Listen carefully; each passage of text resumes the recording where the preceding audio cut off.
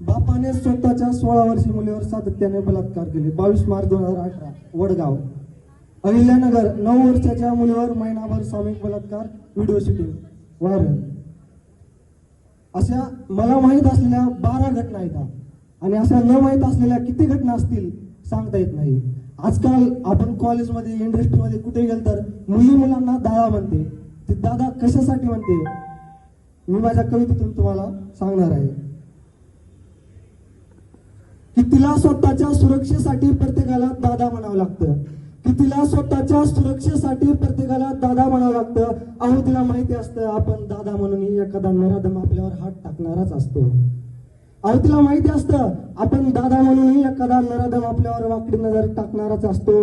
या काळामध्ये कोण धुतल्या तांदळासारखा असतो का? अहो या काळामध्ये कोण धुतल्या तांदळासारखा असतो का? पोटच्या मुलीवर हात टाकणारा कुठे बाप असतो का? मला तुम्हाला सगळ्यांना विचारायचं आहे, इथं सरांना सगळ्यांना विचारायचं आहे, येणाऱ्या काळामध्ये नात्याला खरंच किंमत नसेल का? हा प्रश्न मला महाराष्ट्राला विचारायचा आहे योग्य वेळ आल्यावर, की येणाऱ्या काळामध्ये नात्याला खरंच किंमत नसेल का?